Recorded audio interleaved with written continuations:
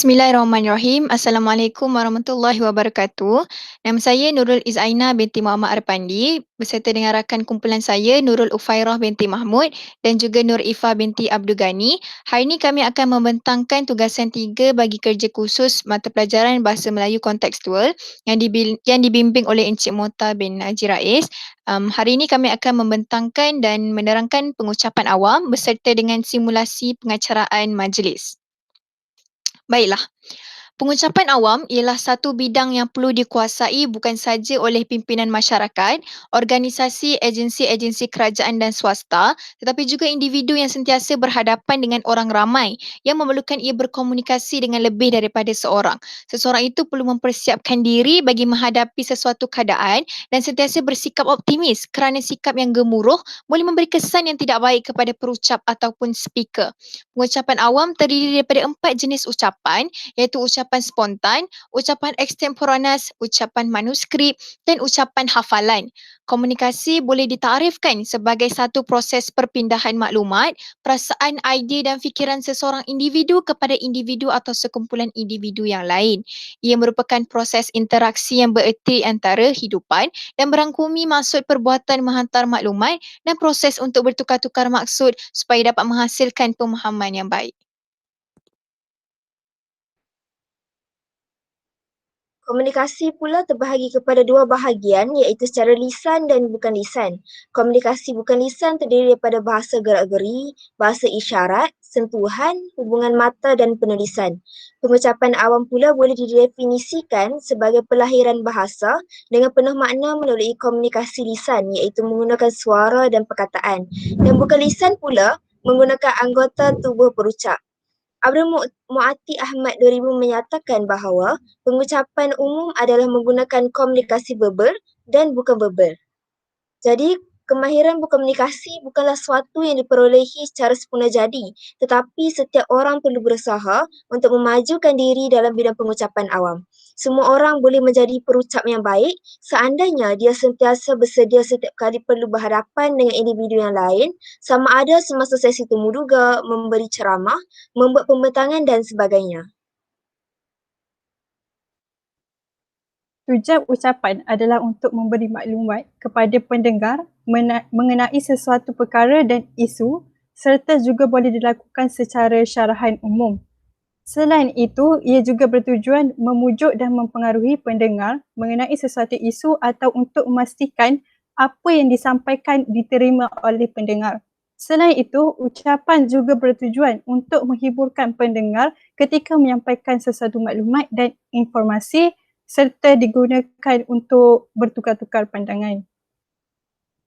Ucapan tidak hanya merujuk kepada pemberian maklumat kepada satu pihak sahaja, tetapi boleh juga terjadi dalam bentuk komunikasi dua hala di mana perucap dan pendengar saling bertukar pendapat.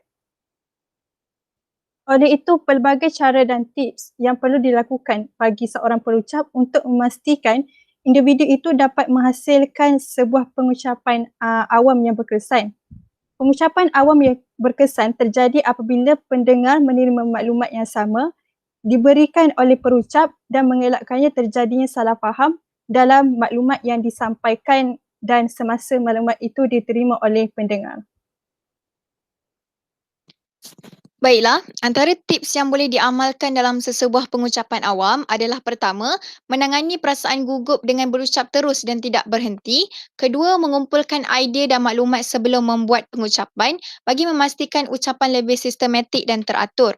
Ketiga, menyusun bahan-bahan yang telah dikumpulkan dengan teratur dan sistematik bagi mengelakkan kekeliruan semasa penyampaian. Keempat, menganalisa dan mengenali audiens supaya ucapan yang disampaikan adalah bersesuaian dengan penerimaan audiens. Dan kelima, menyampaikan mesej yang jelas dengan memilih tajuk, perkataan, bahasa yang tepat dan tidak menyentuh sensitiviti audiens. Yang keenam, melakukan latihan pengucapan. Seterusnya, penampilan diri yang baik dari segi pakaian, mimik muka dan sebagainya. Dan yang ke-8, mengawal dan menjaga pergerakan tubuh badan. Yang ke-9, mengikat khalayak untuk mendengar dengan menggunakan kuasa pandangan mata. Dan yang terakhir sekali iaitu yang ke-10, bijak dalam menggunakan ruang dan tidak tertumpu pada satu kawasan sahaja. Baiklah, seterusnya adalah simulasi pengacaraan majlis bagi Perhimpunan IPG Kampus Ipoh.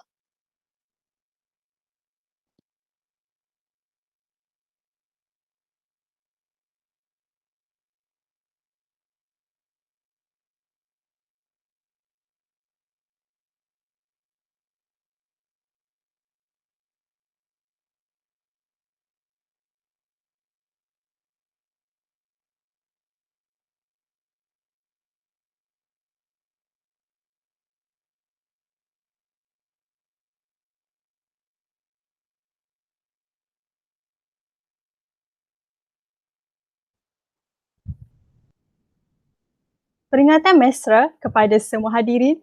Hadirin sekalian diminta untuk memastikan telefon bimbit dimatikan atau menggunakan isyarat senyap atau getaran sepanjang majlis berlangsung bagi mengelakkan sebarang gangguan. Semua hadirin juga diminta berdiri sebaik sahaja pengacara majlis mengumumkan ketibaan para tetamu kehormat. Kerjasama sidang hadirin amat kami hargai. Terima kasih.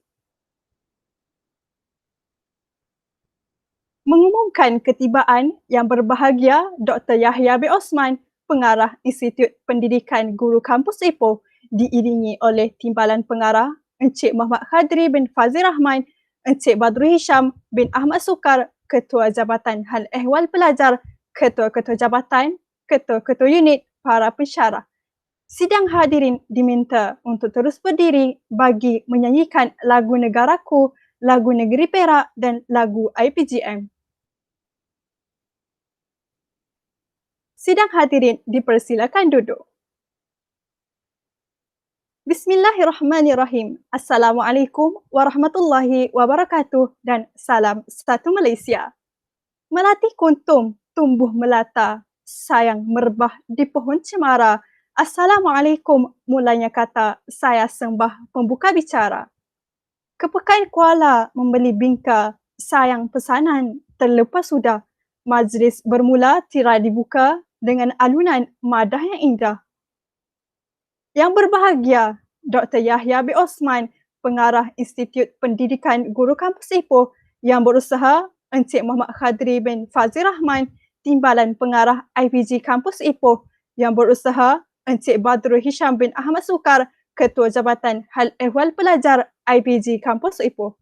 Ketua-ketua jabatan, ketua-ketua unit, para pensyarah, staf bukan akademik dan para pelajar yang dihormati sekalian. Selamat datang ke Majlis Perhimpunan Rasmi bulan Januari 2021 IPG Kampus Ipoh. Sesungguhnya majlis ini amat bermakna dengan kehadiran hadirin dan hadirat sekalian. Hadirin sekalian, bagi memohon keberkatan majlis kita pada hari ini, majlis mempersilakan saudara Muhammad Iz Hakimi bin Huzaigani dari kelas 89 bagi mengetuai bacaan doa.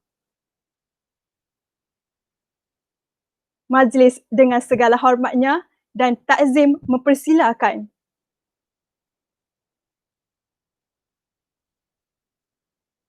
Amin, amin, ya Rabbal Alamin. Majlis merakamkan ucapan terima kasih atas bacaan doa sebentar tadi. Para hadirin yang dihormati, seterusnya kita akan disajikan dengan sedikit tayangan selayang pandang yang akan memaparkan aktiviti yang telah dijalankan sepanjang bulan ini. Mari sama-sama kita saksikan. Terima kasih atas perhatian yang diberikan. Hadirin yang dikasihi sekalian, emas tempawan buatmu puteri, busana indah buat rupawan. Sudilah tuan tampilkan diri bersama madah kata aluan. Majlis menjemput yang berusaha Encik Badrul Hisham bin Ahmad Sukar, Ketua Jabatan Hal Ehwal Pelajar Institut Pendidikan Guru Kampus Ipoh untuk menyampaikan ucapan beliau. Dengan segala hormatnya dipersilakan.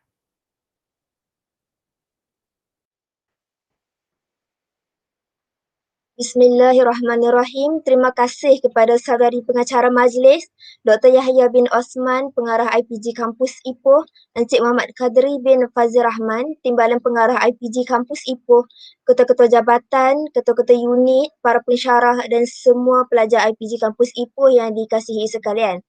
Assalamualaikum warahmatullahi wabarakatuh dan salam sejahtera. Alhamdulillah, bersyukur kita kehadirat ilahi kena dengan limpah rahmatnya dapat kita bertemu dalam perhimpunan bulanan yang menghimpunkan seluruh warga IPG Kampus Ipoh. Kita telah bersama-sama menempuh bulan pertama bagi tahun 2021 dan saya kira ini ialah perhimpunan bulanan yang pertama bagi permulaan tahun 2021 iaitu perhimpunan bulan Januari. Saya mengucapkan tahniah dan setinggi-tinggi penghargaan kepada jawatan kuasa pelaksanaan majlis iaitu bagi menjayakan majlis perhimpunan pada pagi ini. Tuan-tuan dan puan-puan yang dihormati sekalian, apabila mengorak langkah menempuh tahun baru ini, transformasi dalam diri perlu ditingkatkan agar kecemerlangan dan kepribadian diri sentiasa di tahap yang berkualiti. Oleh itu, saya ingin menyentuh tentang transformasi diperlukan untuk pencapaian aspirasi. Sektor awam kini berhadapan dengan perubahan persekitaran yang bercirikan oleh kepesatan teknologi, impak krisis ekonomi dunia serta cabaran globalisasi dan liberalisasi yang merupakan pemboleh ubah sejagat yang tentunya akan mempengaruhi prestasi daya saing sesebuah negara. Sebagai bakal guru yang pada suatu hari nanti akan berkhidmat di bawah sektor kerajaan, perlu menitik beratkan kriteria guru berkarisma dan berintegriti yang diperlukan oleh mereka. Hal ini kerana hasrat kerajaan untuk membina mercutanda bangsa gemilang melalui gagasan Satu Malaysia telah memberi pengukuhan baru kepada semua bakal guru untuk bergerak bersama-sama bagi menggalas misi negara. Oleh itu, saya menyeru siswa guru sekalian bagi melakukan transformasi untuk bergerak bersama-sama bagi mencapai aspirasi yang dicita-citakan. Transformasi juga perlu dilaksanakan secara holistik dan merangkumi 5 perkara khusus seperti pemantapan kepimpinan dan kompetensi modal insan, perubahan minda dan cara bertindak, pengukuhan nilai dan integriti, anjakan paradigma dan kerangka pemikiran, serta pengembelengan sumber secara bijak. Jadi, perkara pertama yang saya ingin tegaskan ialah perubahan minda dan cara bertindak yang merupakan pemangkin budaya berprestasi tinggi para siswa guru pada hari ini. Inisiatif transformasi ini memberi gagasan pembaharuan yang menuntut perubahan minda dan cara bertindak seluruh penjawat awam. Sebagai seorang siswa yang berkarisma, saya berpandangan bahawa anda semua perlu melangkaui ekspektasi rakyat dan perlu keluar daripada zon selesa. Oleh hal yang demikian, jangan anda melengahkan apa yang anda laksanakan pada hari ini. Setiap wang ringgit yang anda terima, iaitu elang yang disediakan kepada anda semua, perlu digunakan sebaik mungkin untuk dibelanjakan kepada perkara yang bermanfaat. Tuan-tuan dan puan-puan yang dihormati sekalian, bakal guru juga perlu mempunyai minda merdeka agar pendidikan akan menjadi mudah dilaksanakan. Dalam erti kata lain juga, siswa guru boleh juga kita anggap minda kelas pertama, iaitu satu dorongan intelektual atau kecerdasan minda untuk saling bekerjasama dalam melihat, menganalisis, menimbang, memilih dan keputusan ditunjukkan melalui tingkah laku. Masalahnya ialah bagaimana hendak mengetahui sama ada kita mempunyai minda merdeka atau tidak. Sebenarnya, terdapat 4 ciri utama bagi seseorang mempunyai minda merdeka, iaitu kesedaran kendiri, sifat ingin tahu, sifat fokus dan inisiatif. Tuan-tuan, puan-puan dan siswa guru sekalian, saya menyingkap lebih jauh lagi. Saya akan jelaskan ciri-ciri minda merdeka iaitu manusia yang selalu menjana minda adalah manusia yang mempunyai kesedaran kendiri, self-awareness. Mereka mempunyai kesedaran kendiri adalah lebih sensitif dan responsif kepada persekitaran. Manusia yang mempunyai kesedaran kendiri sentiasa menyedari apa yang berlaku dan apa yang perlu dilakukan sama ada untuk dirinya, orang lain dan persekitaran. Ini akan membuat dirinya sentiasa bersedia untuk menghadapi sebarang keadaan, fleksibel, berfikiran positif dan mudah menyesuaikan diri dengan keadaan. Keseluruhannya adalah untuk membawa negara tercinta ke peringkat yang lebih tinggi dalam pelbagai aspek termasuklah bidang pendidikan. Pada masa yang sama juga, saya mengharapkan kerjasama siswa guru sebagai jantera pelaksana untuk merealisasikan segala agenda perubahan dan setiap agensi terlibat. Oleh hal yang demikian, minda yang merdeka ataupun minda kelas pertama akan menjadi faktor utama serta terpenting melahirkan insan yang berkualiti. Minda yang negatif dan dibelengui oleh pemikiran lama tidak hanya membawa kegagalan kepada hasrat murni pihak IPG, tetapi mungkin akan menjadi ejen perosak kepada kumpulan tenaga kerja yang komited, dedikasi dan bersungguh-sungguh menyahut sebarang cabaran, baik dari dalam maupun dari luar. Bukan itu sahaja, sikap minda terbuka dan kelas pertama ini perlu digagaskan bertepatan dengan agenda pembelajaran yang kian rumit dan menghadapi pelbagai situasi. Saya mengharapkan segala cabaran yang dihadapi sepanjang tempoh pengajian di IPG ini dapat memberi pengalaman yang bermakna serta mendewasakan pemikiran siswa-siswi pendidik sekalian untuk menjadi seorang guru yang kompeten dan berdedikasi pada suatu hari nanti. Di samping itu, saya juga yakin dengan siswa pendidik semua bahawa khazanah ilmu yang dikutip, dicerakin lalu dihayati sebagai proses penggayaan minda jika diterjemahkan pastinya mampu menjadi manfaat bukan sahaja kepada empunya diri serta keluarga, bahkan untuk bangsa dan insan sejagat. Siswa-siswi pendidik yang dihormati, saya ingin mengingatkan bahawa sebagai pendidik, satu sifat yang perlu ditanam dalam diri masing-masing adalah merasakan kerjaya sebagai pendidik ini adalah kerjaya yang mulia. Ini berasaskan kepada hadis Rasulullah SAW yang bersabda, jika seseorang meninggal dunia, maka terputuslah amalannya kecuali 3 perkara, iaitu sedekah jariah, ilmu bermanfaat dan anak yang soleh yang berdoa kepadanya. Dalam konteks ini, ilmu yang bermanfaat ini bermaksud ilmu yang diajarkan ketika seseorang itu masih hidup dan ia kemudiannya dimanfaatkan pula kepada orang lain. Maka pahala mengajar itu berterusan selagi orang yang menerima ilmu itu mengamalkannya. Maka berfikiran terbukalah bahawa profesion pendidikan ini sebagai satu bentuk ibadah kepada Allah Subhanahu Wa Taala. Akhir kata, saya berharap siswa pendidik akan mencurah bakti dengan penuh komitmen dan tanggungjawab yang diamanahkan dalam membentuk model insan yang menjadi tonggak masa depan negara. Maka, sebagai siswa guru yang berkaliber, siswa perlulah mengikuti perkembangan semasa agar tidak ketinggalan dengan agenda peredaran negara. Maka saya akhiri ucapan saya dengan memberikan 2 rangkap pantun sebagai kata-kata aspirasi kepada siswa guru sekalian. Dunia bagai lautan dalam, gelombang besar karangnya tajam. Tanpa ilmu, kita tenggelam. Tanpa amal, hidup pun suram. Keris berhulu tinggalan pusaka. Diasah selalu tajam berbisa. Jiwa pendidik sentiasalah peka, menggalas harapan dan maruah bangsa. Dengan itu, saya sudahi ucapan saya dengan wabillahi taufik wal hidayah. Wassalamualaikum warahmatullahi wabarakatuh.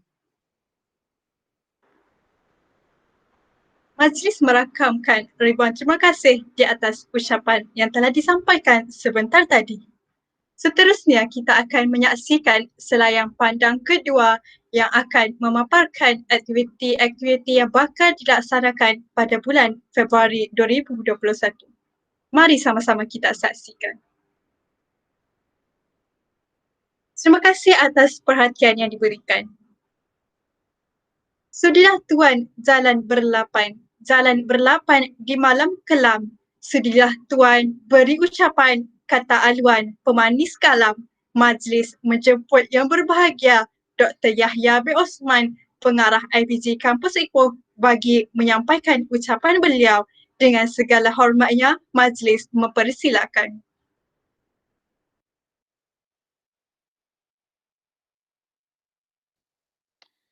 Bismillahirrahmanirrahim. Terima kasih kepada saudari pengacara majlis, Encik Muhammad Khadiri bin Fazil Rahman, Timbalan Pengarah IPG Kampus Ipoh, Encik Badrul Hisham bin Ahmad Sukar, Ketua Jabatan Hal Ehwal Pelajar, Ketua-Ketua Jabatan, Ketua-Ketua Unit, para pensyarah dan semua pelajar IPG Kampus Ipoh yang dikasihi sekalian. Assalamualaikum warahmatullahi wabarakatuh dan salam sejahtera.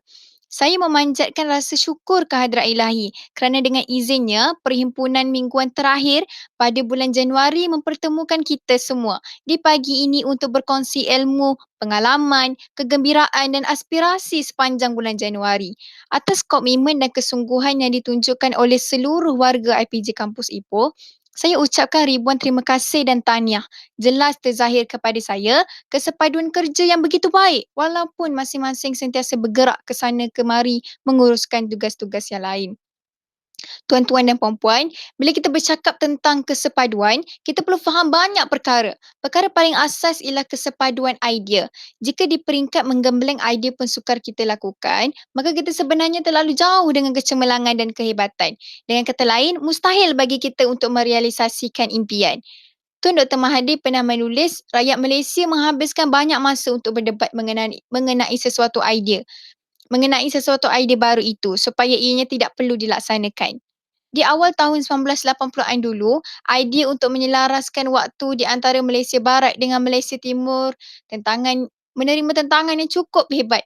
Begitu juga dengan idea untuk membangunkan industri kereta nasional juga menerima tentangan. Pengurangan pekerja-pekerja pam minyak pun juga tidak diterima rakyat. Bermacam-macam pendapat yang diberikan oleh semua pihak yang cuba membuktikan idea-idea tersebut adalah idea yang merugi dan mendatangkan kemudaratan. Tetapi cuba kita lihat sekarang. Penyelarasan waktu setengah jam di antara Malaysia Barat dan Malaysia Timur tidak merugikan rakyat. Kereta Proton yang yang dibina masih boleh bertahan, masih mampu bersaing. Kenapa impian ini boleh menjadi kenyataan? Jawapannya kerana mereka sanggup berubah dan berfikiran positif selain berusaha secara luar biasa. Jika kita semua juga membudayakan sikap negatif sebegini, maka saya yakin bahawa negeri Perak akan terus kekal di tangga 13, 14, 15 atau 16 setiap kali keputusan peperiksaan awam diumumkan. Walau bagaimanapun, saya yakin dan percaya bahawa warga pendidik dan pelajar-pelajar IPG Kampus Ipoh keseluruhannya terdiri daripada mereka yang cemerlang dan mampu menyatukan idea-idea menjadi sesuatu yang bernas dan praktikal untuk dilaksanakan. Jadi, saya mahu semua ketua jabatan, para pensyarah dan pelajar-pelajar yang menjadi warga IPG Kampus Ipoh ini agar berusaha untuk memastikan IPG Ipoh di puncak kecemerlangan melalui Pelan Strategi IPG Kampus Ipoh 2021-2025. Semua orang mesti memahami aspirasi yang dinyatakan di dalam perancangan strategik. Pelaksanaan pelan strategi IPG Kampus Ipoh ini seharusnya dalam bentuk bersepadu dan bukan terpisah-pisah. Oleh kerana kita mensasarkan kedudukan sekurang-kurangnya di tempat kelima dalam pencapaian grade cemerlang pelajar IPG keseluruhan, bukan bermakna tanggungjawab ini perlu dipikul oleh Jabatan Pengurusan Akademik semata-mata. Dan perlu dipikul oleh Jabatan Pengurusan Akademik semata-mata dan bukan pula menjadi tanggungjawab Jabatan Kemanusiaan sepenuhnya kerana kecemerlangan kurikulum dan sukan dijadikan sasaran tahun 2021. Semua jabatan perlu menjadi pelengkap di antara satu sama lain untuk merealisasikan impian ini. Tuan-tuan dan puan-puan, terjemahan perancangan strategik secara praktikal melalui tema strategik mesti difahami dan dihayati oleh semua. Jika semua orang memahami tema strategik dan berusaha mencapai apa yang dirancangkan, maka IPG Kampus Ipoh akan berjaya. Untuk memastikan ada kesinambungan idea dan usaha, tema strategik akan menjadi asas kepada jabatan-jabatan dan pelajar-pelajar. Kenapa mesti ada kesinambungan? Kita semua perlu bekerja dalam ruang lingkup tema strategik kerana budaya kerja kita diasaskan kepada perkara tersebut. Kita berusaha untuk menyediakan generasi yang sama sifat cemerlangnya. Jadi saya minta semua penggerak dasar kementerian yang ada di sini yang juga merupakan perancang dan pelaksana dasar-dasar operasi supaya berfikir dan melihat adakah berlakunya compartmentalization dalam melaksanakan semua program di semua peringkat. Jangan kita merancang dan melaksanakan program bersendirian, tetapi memfokuskan kepada kumpulan sasaran yang sama dengan input yang hampir sama. Dan juga jangan ada di dalam pemikiran sesiapa pun untuk menjadi hebat secara bersendirian dengan merancang pelbagai program yang besar, sedangkan program seumpama itu juga dilaksanakan oleh pihak lain. Jika ini berlaku, bermakna kita berlumba sendiri untuk menjadi yang terbaik dan bukannya berusaha menjulang nama negeri Perak secara menyeluruh. Jadi pada pandangan saya, kumpulan-kumpulan ini sebenarnya tidak cekap dan selesa bekerja dalam silo. Tuan-tuan dan puan-puan, Luqman Al-Hakim pernah berkata, ada dua orang yang paling gagal dalam hidup ini, iaitu orang yang tidak cekap membuat apa-apa yang disuruh dan orang yang hanya membuat perkara yang disuruh. Kumpulan inilah nanti yang akan menghalang transformasi minda yang anti kepada perubahan, yang mempunyai pemikiran yang jumud dan statik serta tidak mempunyai cita-cita yang cemerlang. Jadi, saya membawa pemikiran tuan-tuan dan puan-puan, para pelajar kepada perkara ini supaya kita sentiasa sedar dan berfikir secara dinamik. Kerana apa yang kita fikirkan itulah yang dizahirkan melalui kerja kita dan seterusnya menjadi budaya. Usaha yang mendatangkan hasil yang baik adalah usaha yang berdasarkan kepada perancangan yang teliti dan bersepadu. Tambahan pula, outcome yang kita sasarkan adalah kecemerlangan hidup untuk menjadi pendidik. Kanak-kanak yang kita akan didik di sekolah nanti, pelajar-pelajar, begitu kompleks dan pembangunannya memerlukan pendekatan yang berbagai untuk mencemerlangkan potensi sasiah dan juga intelektual. Maka dengan itu, sebelum saya akhiri ucapan saya pada hari ini, suka saya menyebut satu pepatah Cina ni untuk renungan kita bersama. Kata pepatah tersebut, manusia berjiwa besar mengukuhkan hubungan harmoni antara satu sama lain tetapi tidak mewujudkan puak-puak. Manusia berjiwa kedil mengukuhkan puak-puak tetapi gagal mewujudkan suasana harmoni. Akhir sekali, saya merakamkan setinggi-tinggi penghargaan kepada semua pihak kerana peningkatan kualiti yang amat cemerlang dalam semester sebelum ini. Begitu juga dengan pencapaian pasukan e-sport IPG Ipoh Perak yang mendapat tempat ketiga di peringkat kebangsaan. Tahniah saya ucapkan. Dan bersama kita pada hari ini ialah pasukan debat IPG Ipoh yang telah berjaya mengharumkan nama negeri Perak kerana muncul sebagai johan kebangsaan dalam pertandingan debat Malaya. Tahniah kepada semua. Memang amat membanggakan. Jika boleh, ingin saya katakan kepada semua bahawa kejayaan itu adalah satu permulaan kepada beberapa siri kejayaan-kejayaan yang cemerlang selepas ini, insya-Allah. Dengan itu, saya sudahi ucapan saya dengan wabillahi taufiq wal hidayah. Wassalamualaikum warahmatullahi wabarakatuh. Semoga amanat penuh bermakna yang disampaikan oleh beliau tersebut dapat dijadikan sebagai panduan, pedoman serta pendorong dalam melaksanakan segala tugas harian kita. Hadirin warga Dewan yang dikasihi, majlis pada petang ini diteruskan dengan nyanyian lagu Ibu Pertiwiku. Oleh itu, para hadirin sekalian dijemput berdiri dan bersama-sama menyanyikan lagu tersebut.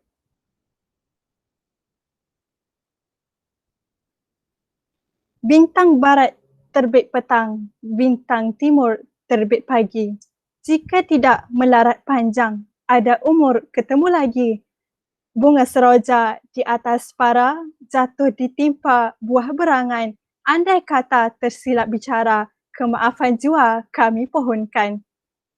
Dengan beberapa rangkap pantun itu tadi, maka berakhirlah majlis perhimpunan rasmi bulanan kita pada pagi ini. Sekian, terima kasih. Dipersilakan Dr. Yahya B. Osman, pengarah IPG Kampus Ipoh, diiringi oleh timbalan pengarah Encik Muhammad Khadri bin Fazil Rahman dan sidang hadirin sekalian untuk meninggalkan Dewan.